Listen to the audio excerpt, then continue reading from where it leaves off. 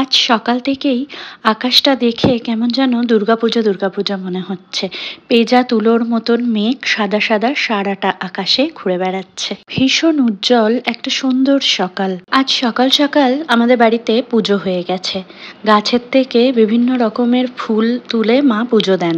এখানে যেহেতু প্রত্যেক কটা বারান্দাতেই আমাদের প্রচুর রোদ আসে, তাই মনের মতন করে এখানে বাগানটাও আমরা উপভোগ করতে পারি।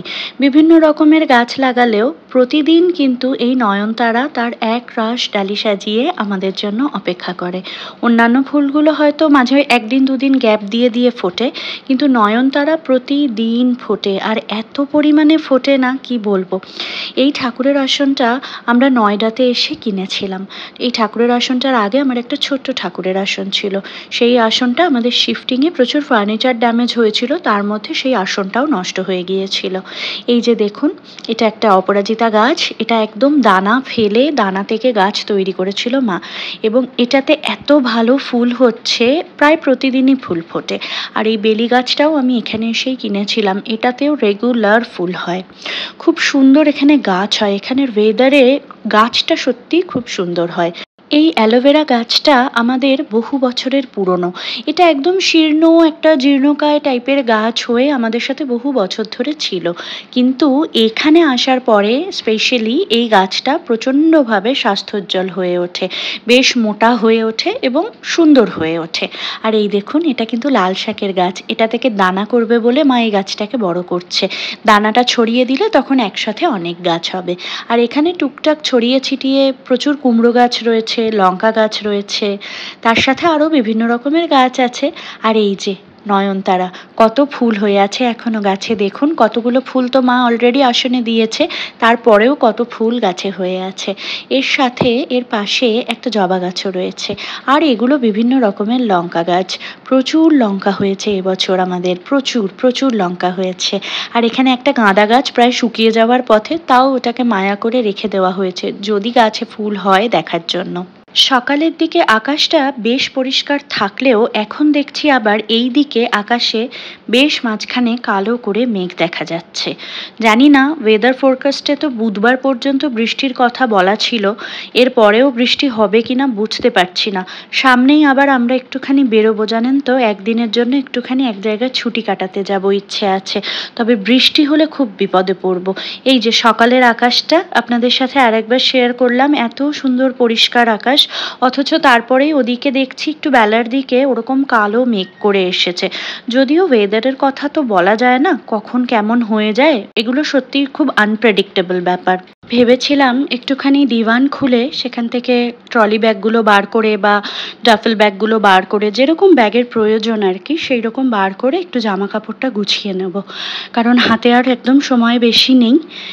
আর ব্রাউনিকে নিয়ে কোথাও যাওয়া মানে প্রচুর জিনিস হয়। আমাদের না হয় একটা একটা ড্রেসে হয়ে যাবে, কিন্তু ব্রাউনির জন্য সমস্ত রকমের জিনিস নিতে হয়। ওর সাজার কসমেটিক্স থেকে শুরু করে, ওর গ্রুমিং কেয়ার থেকে শুরু করে, ওর বিভিন্ন রকমের টিস্যু, ওর হ্যান্ড কেয়ার, প কেয়ার, ওর আই কেয়ার, ইয়ার কেয়ার, এই ধরনের প্রচুর জিনিস থাকে। এটা মানে যারা পেট পেরেন্ট এবং যারা এইভাবে পেটদেরকে বড় করেন বা সঙ্গে রাখেন, তারা বুঝবেন যে আমি কতটা মানে প্রবলেমের কথা বলছি। এটা সত্যিই প্রবলেম, কারণ একটা জিনিস যদি আপনি ভুলে যান এবং সেখানে ঘুরতে গিয়ে কোথায় কাছে ভেটেনারি শপ আছে বা ভেটেনারি স্টোর আছে, আপনার প্রবলেম হলে যে আপনি সেখান থেকে উপকার পাবেন সেটার কিন্তু কোনো সিওরিটি নেই। যার জন্য পেট নিয়ে ট্রাভেল করলে, একদম ছোট কোলের বাচ্চা নিয়ে ট্রাভেল করলে যেভাবে সমস্ত কিছু সঙ্গে ক্যারি করতে হয়, এদের ক্ষেত্রেও কিন্তু সমস্তটা ক্যারি করতে হয়। আজকে মাকে বলেছিলাম একটুখানি রাঁধুনি পোড়া দিয়ে পাতলা করে খিচুড়ি বানিয়ে দিতে। মা সকাল সকালই সমস্তটা রেডি করে রেখেছিলেন, শুধু খাবার আগে আমি ডিমের অমলেটটা করে নিচ্ছি। রাঁধুনি পোড়া দিয়ে এই পাতলা করে খিচুড়িটা আমার ভীষণ ভালো লাগে খেতে। সোনা মুগের ডালই ব্যবহার করেছি, কিন্তু সেই ডালটাকে না শুকনো খোলায় ভাজিনি, আমরা কাঁচা মুগ ডাল দিয়ে এই খিচুড়িটা করি। ফোড়নের যায় রাঁধুনি, শুকনো লঙ্কা, তেজপাতা, ব্যাস আর কিচ্ছু না।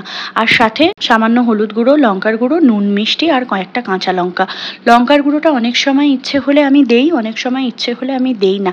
এই খিচুড়িটা যেমন স্বাস্থ্যকর তেমন কম তেলে হয়ে যায় এবং ভীষণ সুন্দর হয় খেতে। এই খিচুড়িটার রেসিপি একদিন আপনাদের সাথে শেয়ার করব।